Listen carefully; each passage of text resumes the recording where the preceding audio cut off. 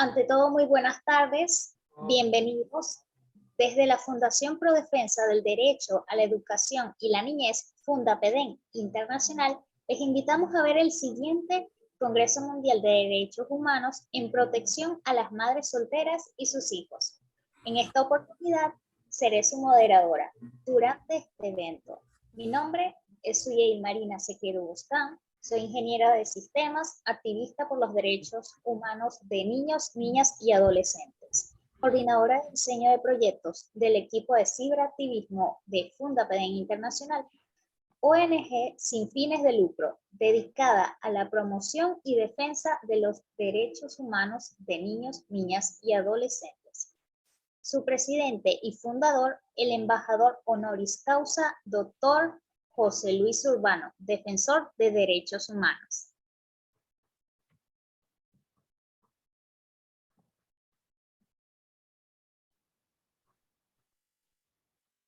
Palabras del director, Dr. José Luis Urbano. Ok, bueno, ante todo, muy buenas noches para todos los que logran conectarse en este momento. Buenas noches, buenas tardes. Para mí es un honor, por supuesto, mostrar el avance que estamos haciendo en materia de derechos humanos, sobre todo un tema tan importante como es el tema de madre soltera, desasistida e ignorada por los estados de los países, la mayoría de los países de Latinoamérica, donde la ley está creada solamente para proteger a la mujer que tiene pareja, pero más no para aquella mujer que tiene una condición de discriminación, maltrato constante por parte del Estado. Y bueno, felicitar a todos los que se prepararon de los diferentes países que están haciendo propuestas ante los senados de la República, Asamblea o Congreso para que se incluya lo que es la violencia contra la mujer, madre soltera, se ha reconocido y se ha castigado el engaño amoroso como un delito grave en la sociedad. Estamos por inicio este Congreso que es tan importante y importante hacer cambios, impulsar cambios a favor de los derechos humanos. Muy buenas noches.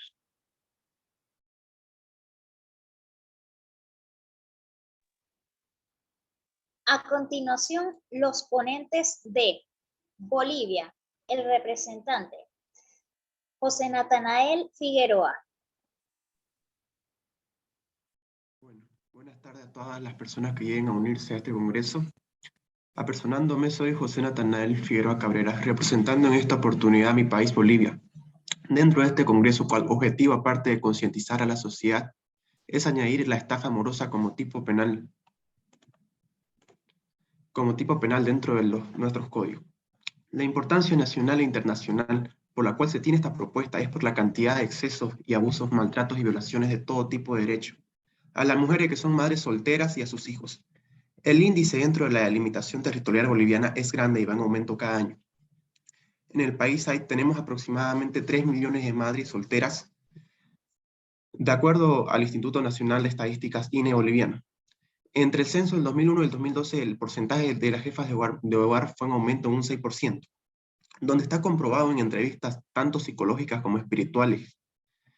Se observa a primera vista y estudios científicos el gran daño en todos los aspectos que sufren estas mujeres y niños al no tener un padre y un esposo o una cabeza del hogar, como diría la Biblia, por simple capricho y locura, hasta catalogado con quizás conducta psicópata por el hecho de engañar e ilusionar a una mujer, quienes son más sensibles sentimentalmente y físicamente, solo para tener relaciones sexuales y complacer sus deseos, dejando como consecuencia un bebé, un nuevo ser vivo, completamente desamparado en este mundo desde un punto de vista paternal y dejando a la madre con daños psicológicos de gravedad al dejarle una responsabilidad de esta magnitud, rompiendo el núcleo biparental de la familia, cual es la base fundamental para la sociedad, hablando desde un punto de vista bíblico y jurídico.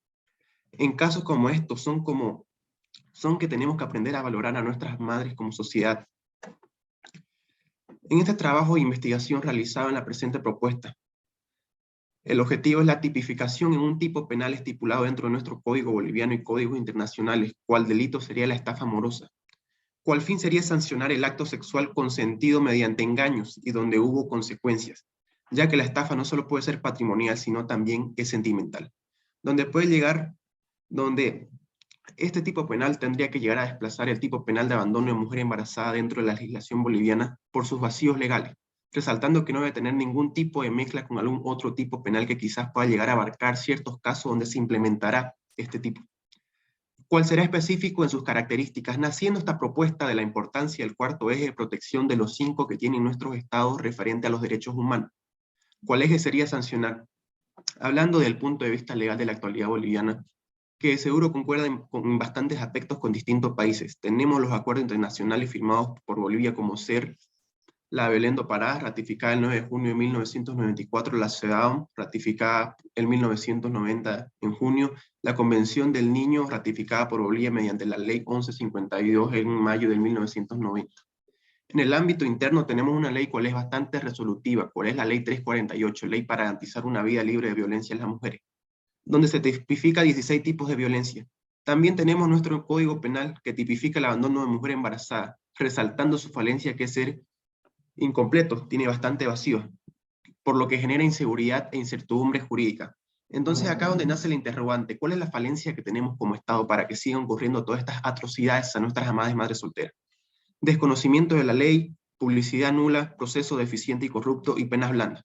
Y es esta última característica la que nos interesa ver, y dónde es la característica que nos interesa ya que entra esta propuesta. Al ser derechos humanos y fundamentales los violentados, necesitamos la mano dura del derecho penal a favor de nuestras mujeres, donde este artículo de estafa amorosa reforzará la seguridad jurídica femenina con apoyo del derecho internacional en materia de derechos humanos, ya que va a tener un vínculo especializado y directo en jurisprudencia dentro del proceso penal del delito, donde el Estado tendrá que asumir parte directa en el resarcimiento de daño, haciendo bonos sustentables a este sector cada mes, conjunto con cursos de capacitación si requiere y desea la madre y el hijo, teniendo presentes los beneficios de los derechos fundamentales, como ser salud, educación, vida sin discriminación, dignidad y más, con primacía jurídica. ¿Por qué?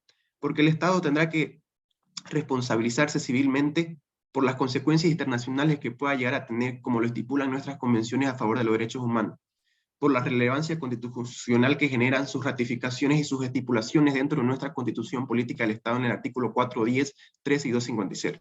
Por lo ya expuesto, y no está de más repetir el vínculo directo que este artículo llevará con los derechos humanos en su proceso, al Bolivia ratificar las distintas convenciones o cualquier otro país donde se ordena la intervención directa y urgente del Estado, y es acá donde la mentalidad enferma de algunos hombres tendrá una barrera.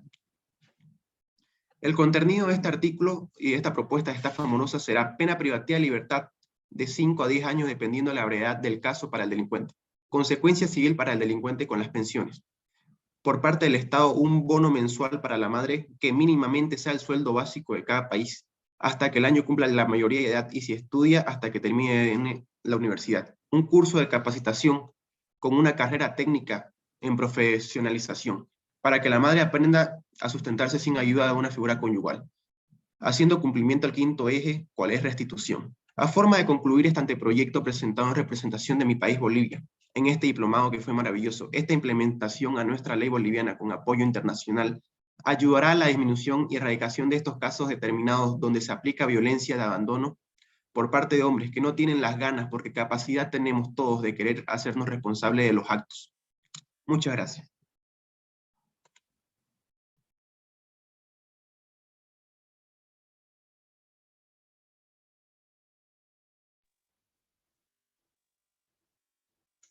A continuación, la representante de Colombia, Luz Estela Mendoza.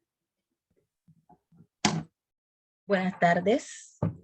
Bueno, agradezco primero que todo a los doctores José Luis Urbano y al doctor Dixon Segovia por la oportunidad de crecer en la formación de los derechos humanos. Soy Luz Estela Mendoza, de nacionalidad colombiana, país que represento en esta ocasión.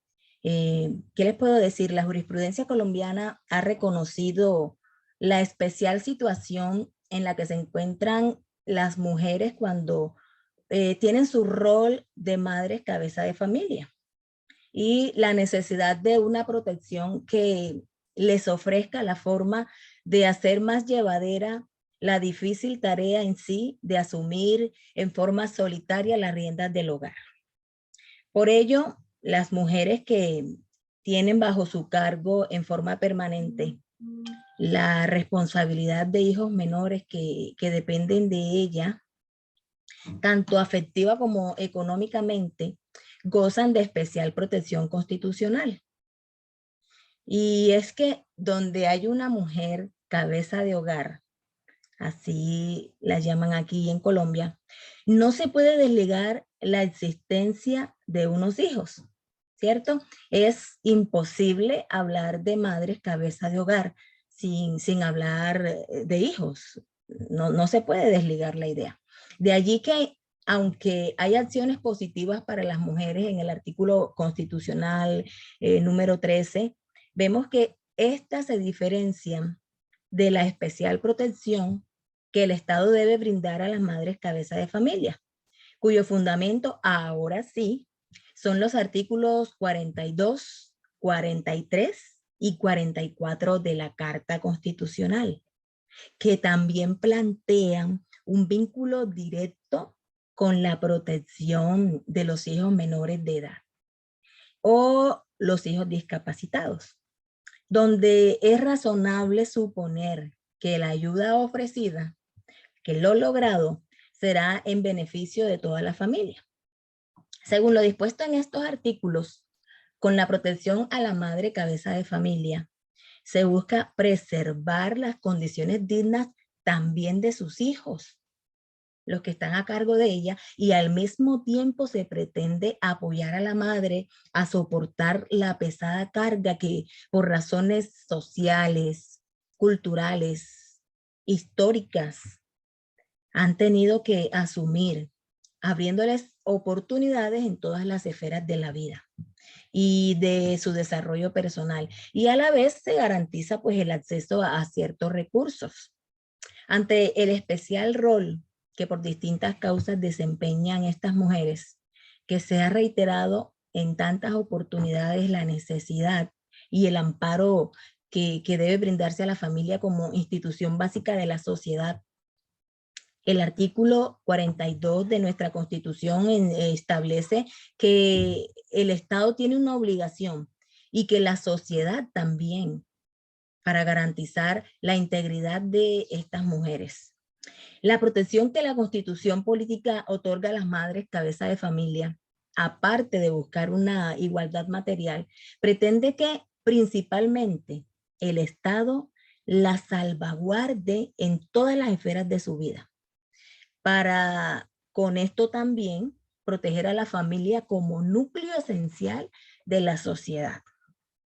En este sentido, pues cabe anotar que no en balde se reconoce este derecho a la mujer que ha asumido la importante función de velar muchas veces haciendo grandes esfuerzos por el bienestar material, no solamente por el bienestar material, sino afectivo de su familia. En el caso de ellas, les toca solas. Es precisamente por ello que el legislador ha entendido que se ajusta a los fines de Estado social de derecho, como nosotros proclamamos que es Colombia, conceder esta protección de la que he venido hablando en estos pocos minutos. Los aspectos que tornan diversa la situación de una de estas mujeres que se encuentra a cargo de la manutención y del cuidado de su familia saltan a la vista.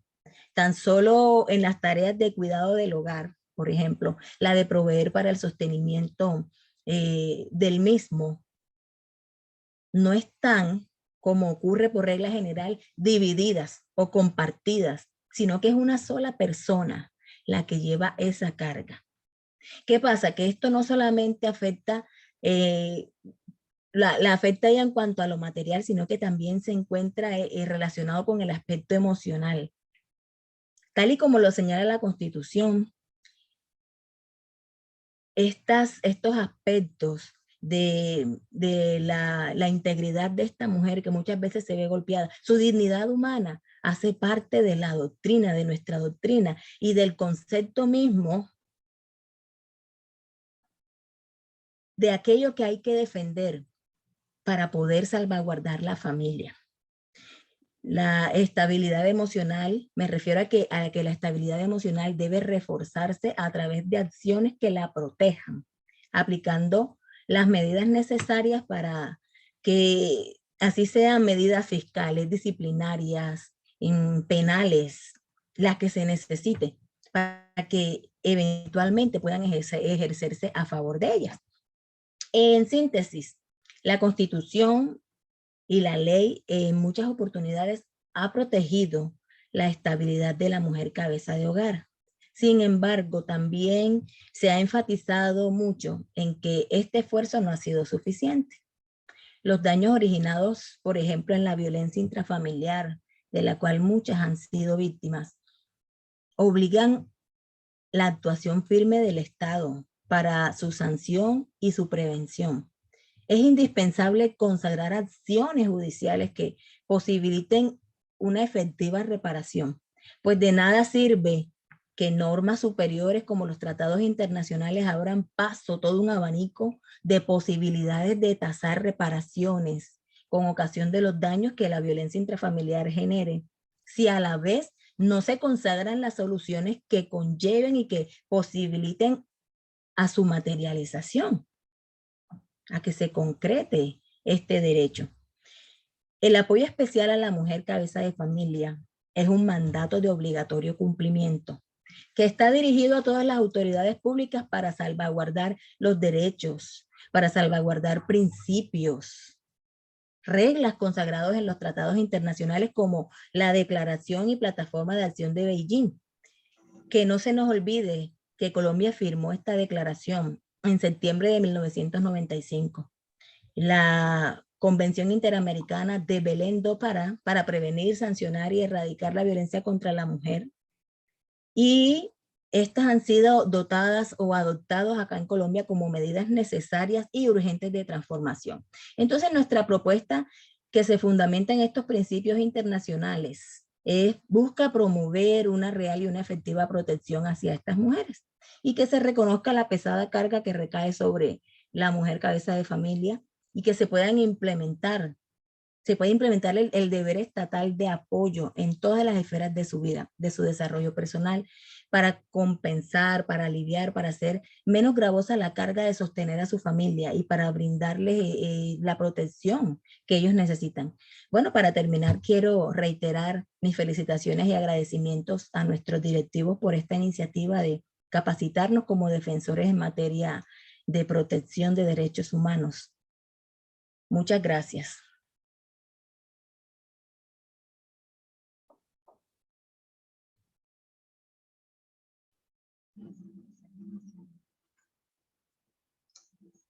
A continuación, la representante de Ecuador, Catherine Tuapanta.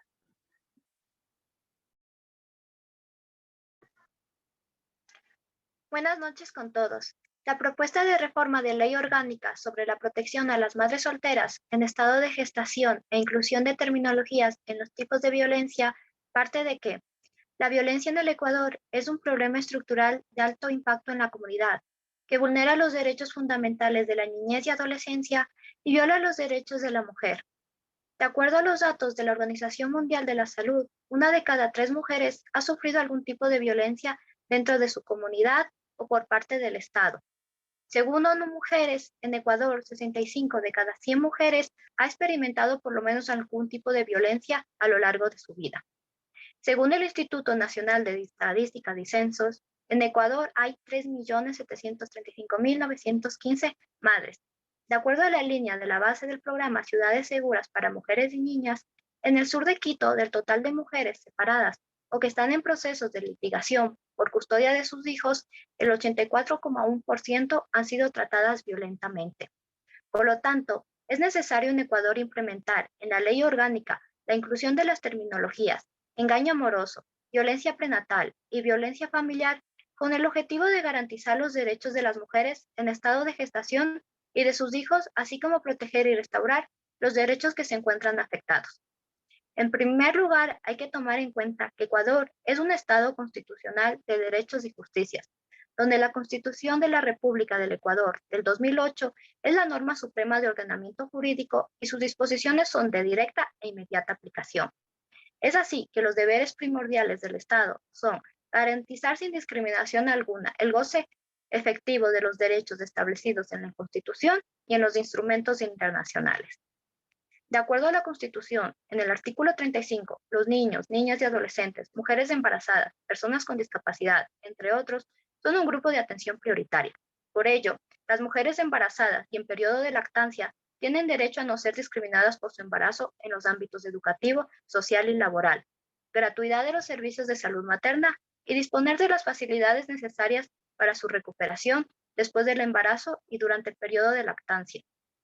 En relación a los niños, niñas y adolescentes, el Estado, la sociedad y la familia promoverán de forma prioritaria el desarrollo integral de los niños, niñas y adolescentes y asegurarán el ejercicio pleno de sus derechos. Se atenderá el principio de su interés superior y sus derechos prevalecerán sobre el de los demás. Asimismo, los derechos que amparan a la niñez y adolescencia son el artículo 25 de la Declaración Universal de los Derechos Humanos, en el cual se establece que los niños y su madre tienen derecho a cuidados y asistencias especiales. El artículo 19 y 34 de la Convención de los Derechos del Niño, el cual se establece la obligación de los estados en adoptar las medidas legislativas, administrativas, sociales y educativas necesarias para proteger a la niñez y adolescencia.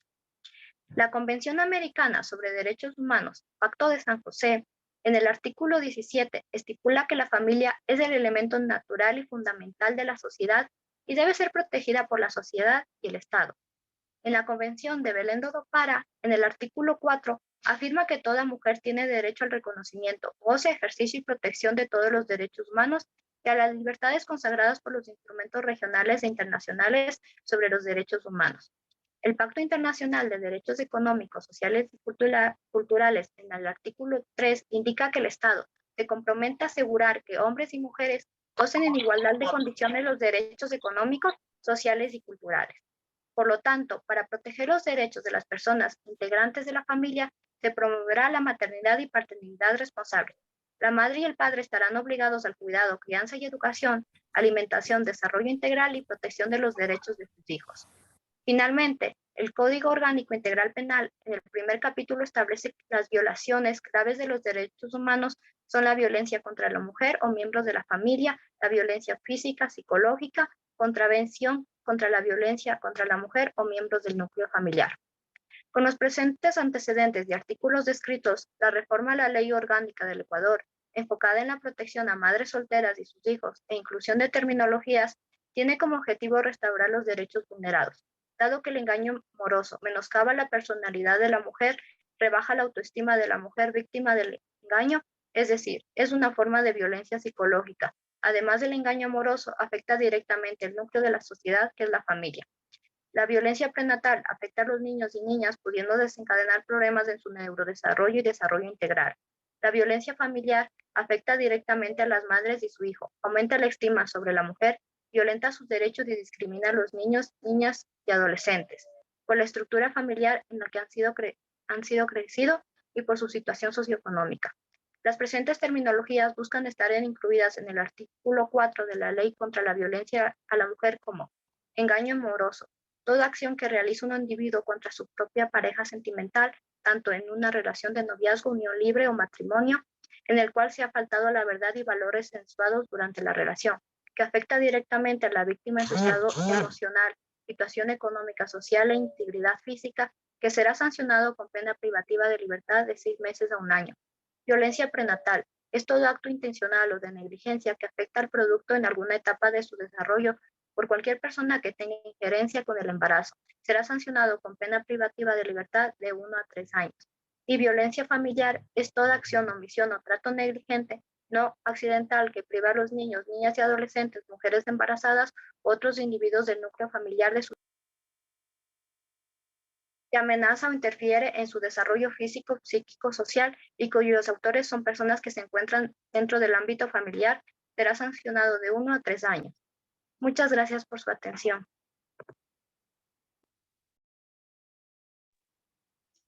A continuación, la representante de Costa Rica, Patricia Castro Monge. Muy buenas tardes y noches. Mi nombre es Patricia Castro Monge y tengo el gusto de presentar en esta ponencia Costa Rica. En uso de la facultad que me confiere el artículo 27 de la Constitución Política de Costa Rica, hago presente la propuesta de la inclusión del engaño amoroso dentro de la Ley de Penalización de Violencia contra las Mujeres. Costa Rica es un país en donde, a pesar de los avances políticos, económicos, educativos y sociales para fortalecer la equidad y la igualdad entre hombres y mujeres, la realidad es que todavía mantiene arraigado el sistema patriarcal, el cual contribuye en la permanencia de patrones vinculados a la desigualdad, la desvalorización y una cultura que conlleva la violación de los derechos humanos de las mujeres en cuanto a su dignidad, integridad personal, a vivir una vida libre de violencia, el reconocimiento de ser tratadas como sujetas de derecho por parte de la sociedad, el Estado y la familia.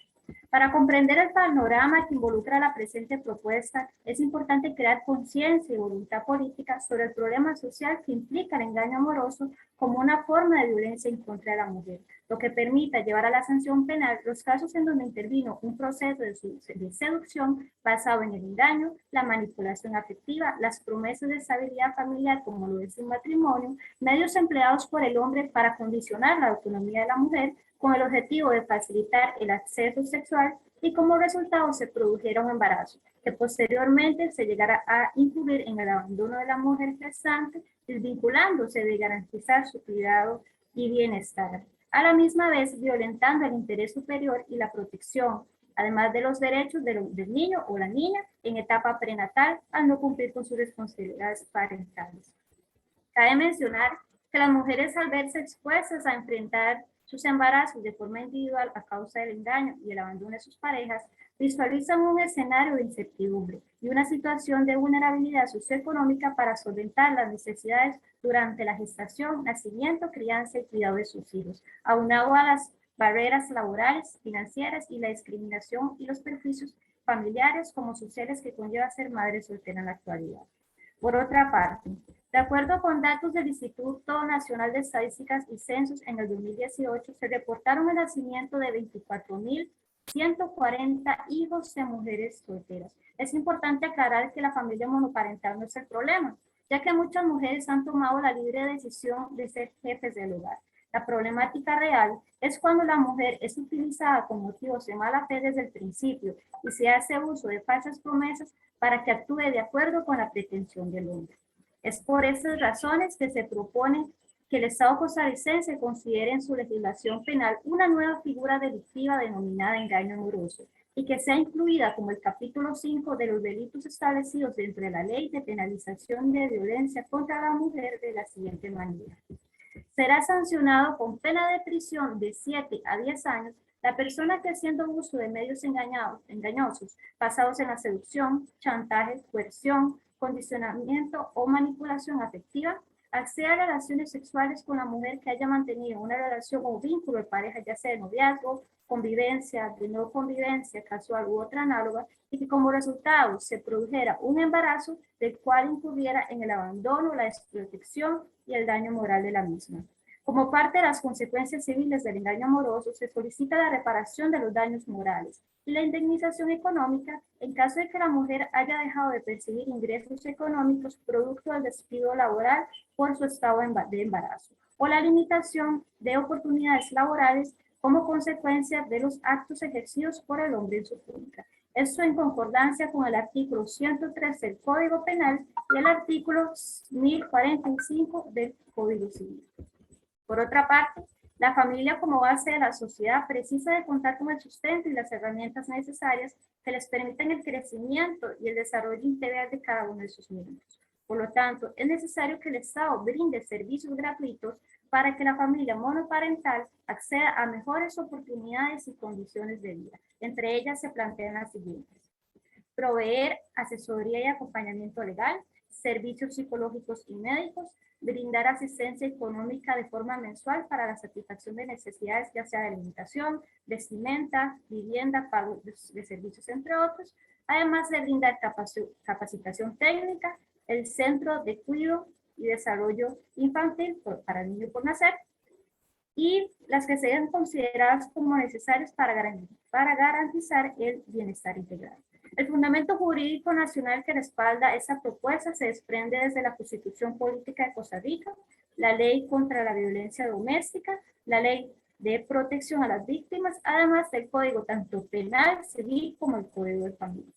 Y en cuanto al fundamento jurídico internacional, prevalece que el país ratificó la Convención de Belém do Pará el 7 de mayo de 1995, la Convención sobre la Eliminación de todas las formas de discriminación contra la mujer el 4 de abril de 1985, además de la Convención Americana de los Derechos Humanos que fue ratificado por Costa Rica el 3 de febrero de 1970.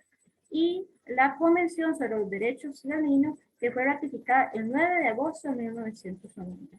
Finalmente, Costa Rica al ratificar dichos compromisos se ve en la obligación de llenar los vacíos legales de la normativa nacional con el derecho internacional, adoptando las medidas necesarias para prevenir, sancionar y erradicar la violencia en contra de la población femenina y la niñez, trabajando en favor de penalizar aquellas conductas que atentan contra la seguridad y brindar protección y garantía al acceso a una mejor calidad de vida de la familia monoparental.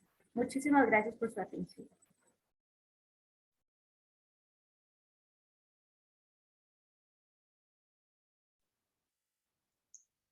A continuación, la representación